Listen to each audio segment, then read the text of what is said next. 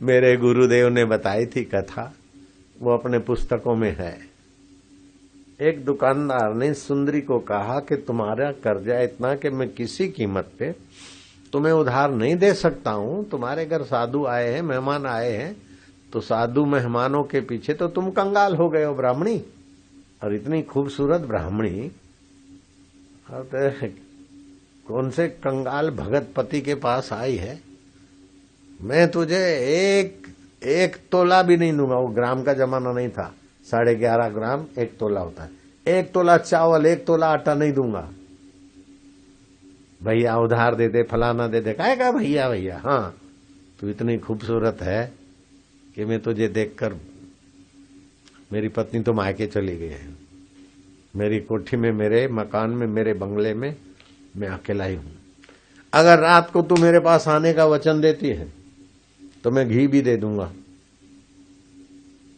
गुड़ शक्कर, ये वो जो 10-11 साधु आए उससे भी ज्यादा सामान दे दूंगा, और पैसे जब चाहे तब देना, न देना।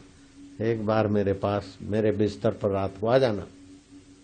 उसने कहा ठीक है, मैं वचन देती हूं। सामान लेकर साधुओं को भोजन कराया। जब संध्या हुई तो पति को कहा, सारी बात बता करके, मैं वायदा करके आई हूं, आपसे आशीर्वाद लेती हूं कि मेरे धर्म की रक्षा हो। बोले जिस प्रभु के नाते साधुओं की सेवा के लिए तू वायदा करके आई, वो प्रभु क्या तेरे से दूर है पगली? मैं क्या रक्षा करने आऊंगा? वो है ना, पति पत्नी धर्मात्मा थे, वो है ना। बोले हाँ हाँ, वही तो बचाएंगे।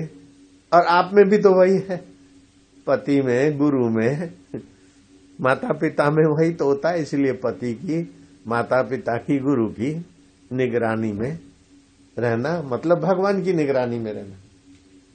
अच्छा तो जा, पति के अंदर मेरा प्रभु है, आशीर्वाद दो ना। वो समझते थे कि पति के द्वारा आशीर्वाद में किससे मांग रही हूं। हाँ हाँ, बोले भगवान तेरे रक्षा करे प्रभु। वो गई और दुकान वाला तो पानी पानी हो गया, चटाक से दुकान बंद की। तो तैयारी थी उसकी, बंद किया और मेरे पीछे पीछे आ तू। और वो घर में अंदर आ गई।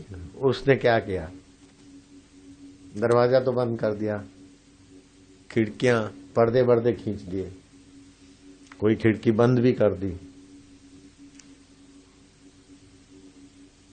वो खड़ी खड़ी देख रही है, कह रहे कि अब मैं नीसाए हूं, मैं नीसाए हूं, मेरा यहां कोई नहीं है, लेकिन तू यहां मेरी रक्षा करने में समर्थ है ना। किसको कह रही है? जो द्वेष का साक्षी है, राग का साक्षी है, उस सब का जो साक्षी है, उसके शरण चली गई। तो परमात्मा ने प्रेरणा दी, उसकी बुद्धि में ज्ञान सुझाव देता है भगवान। बोले भाई साहब, सेठ जी, खिड़कियां तो आपने बंद कर दी, कहीं पर्दा लगा दिया, फिर भी कोई एक ऐसी खिड़की है, कोई देख रहा है। आपकी भी इज्जत है, मेरी भी इज्जत है, मैं आपको हाथ जोड़ती हूं, आपके पैर पकड़ती हूं, वो खिड़की बंद कर दो, कोई ना देखे, फिर आपको जो चाहे वो करो, मैं मना नहीं करती, मैं वायदा निभाने आई हूं। टप टप आंसू बरसाती। अरे सुंदरी, किसका डर है तुझे? इस कमरे में मेरे सिवा और कौन है? और मेरे नाम से तो लोग कांपते हैं, कौन देख रहा है? बोले जो देख रहा है वो कांपता नहीं आपसे, वो आपसे नहीं कांपता, मेरे से भी नहीं कांपता, बड़े बड़े रावण और कंसों से भी नहीं कांपता, बड़े बड़े यम और काल से भी नहीं कांपता, काल उससे कांपता है, वो देख रहा है। बोले क्या बोलती है, क्या पागलपन की बात है? बोले हाँ, काल जिससे कांपता है वो अंतर्यामी परमात्मा देख रहा है, उधर एक पर्दा डाल दो। इतना कहना ही था कि उसके अंतर्यामी ने उसके हृदय को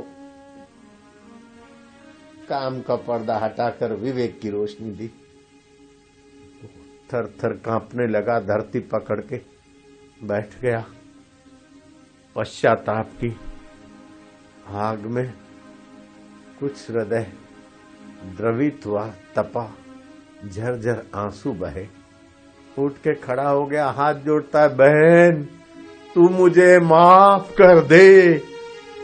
पर स्त्री के प्रसंग में आज मैं कोई बड़ा पाप करने जा रहा था, बहन तूने मेरे अज्ञान के पर्दे हटा दिए। बोलती है, भैया मैंने नहीं हटाए, जो तेरे को विवेक दे रहा और मेरे से बुलवा रहा है उसी की कृपा है प्रभु। तुम ठाकुर तुम पै अरदास, जियो पिंड सब तेरी रास। तुम मात पिता हम बालक तेरे, तुम्हारी कृपा में सुख घनेरे। कोई न जाने तुम्हारा अंत, ऊंचे ते ऊंचा भगवंत। सगल समुगरी तुम्हारी सूत्र तारी, तुमसे होए सो आज्ञाकारी। तुम जो करते हो सारी दुनिया तुम्हारी आज्ञा के अनुसार बदल जाती है तुरंत देव। तुमसे होए सो आज्ञाकारी, तुम्हारी गतिमिति तुम ही जानो, नानक दास सदा कुर्बानी। तुम्हारी गतमत प्रभु तुम ही जानते हो। इतने ब्रह्मवेता संत नानक जी बोलते कि नानक दास सदा कुर्बानी। हम कुर्बान जाएं उस परमात्मा की कृपा पर, हम कुर्बान जाएं ईश्वर की सुव्यवस्था पर, सुंदर व्यवस्था पर।